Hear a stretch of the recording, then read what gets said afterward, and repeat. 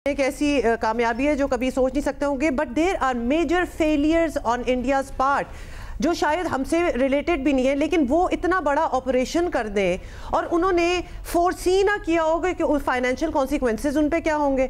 मतलब अगले की डिफेंस कैपेबिलिटी को डाउन प्ले करना, हाँ, उसको सही तरह जज ना किया हो, डाउन प्ले किया हो कि हम कर लेंगे, दैट इज अनदर स्टोरी। भाई बाकी आप अपना घर तो देख लें, आप अपनी फाइनेंशियल लाइबिलिटीज तो देख लें कि आपके ऊपर क्या हो सकती है।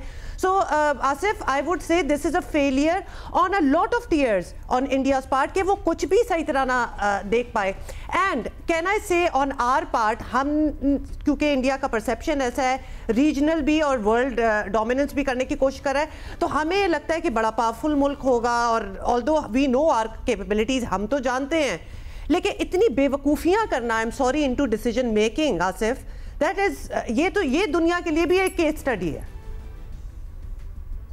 बहुत शुक्रिया। देखें, हमें बहुत अफसोस के साथ ये कहना पड़ता है कि दुनिया की सबसे बड़ी डेमोक्रेसी, और अब शायद पहले नंबर पे आ गए आबादी के लिहाज से भी, वहाँ पे दुनिया की सबसे बड़ी डेमोक्रेसी एक बंदे की अना और ज़िद के सामने हमें बेबस नज़र आई है।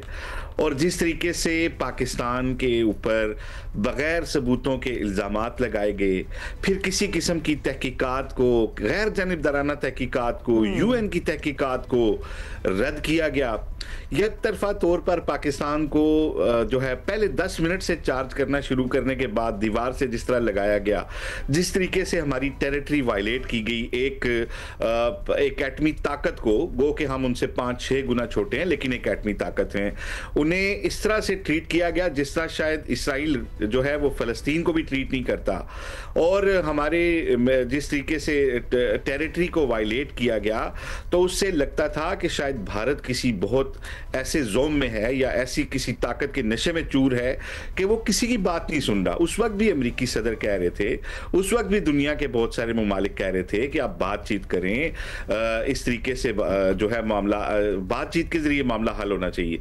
लेकिन उस वक्त मोदी साहब को ये बातें समझ नहीं आ रही थी, और उसका नतीजा क्या हुआ कि जब उन्होंने रशियन टेक्नोलॉजी को, उन्होंने मगरबी टेक्नोलॉजी को जो है उन्होंने जो है अमेरिकी टेक्नोलॉजी को जब फेल करा दिया, उनके जहाज उड़ने के काबिल नहीं रहे, उनके जो इसराइली टेक्नोलॉजी जिसका मैं जिक्र करना चाह रहा था वो जब फेल हो गई, और आखिर में जब एयर डिफेंस भी रशियन साख्ता वो भी उनको डिस्ट्रॉय हो गया, तो उसके बाद उनको अमेरिकी सदर की बात जो है वो मुनासिब लगी और उन्होंने कहा जी कि ये सीज फायर होना चाहिए।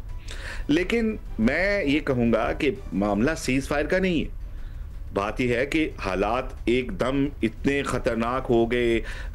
7 तारीख से आपने अचानक जो है पाकिस्तान के मुख्तलिफ शहरों के ऊपर मिसाइल दाग दिए। 2016 में आप ऐसे कर चुके हैं, 2019 में ऐसे कर चुके हैं। इस बात की कोई गारंटी नहीं है कि कल दोबारा ऐसा नहीं होगा। अब सबसे अहम बात जो इस अमेरिकन प्रेसिडेंट की ट्वीट में जो अभी आप पढ़ रहे थे, मुझे वो सबसे अच्छी ये लगी है कि उन्होंने कहा है कि मामला जो है, जो बोन कंटेंशन है, उसको हल होना चाहिए। जैसे अभी आप हुमा आप कहनी थी ना कि ये जिस तरीके से इंडिया कर रहा था, तो ये क्या एक तरफा और उनके कोई सोचने समझने की क्या सलाहियत नहीं थी।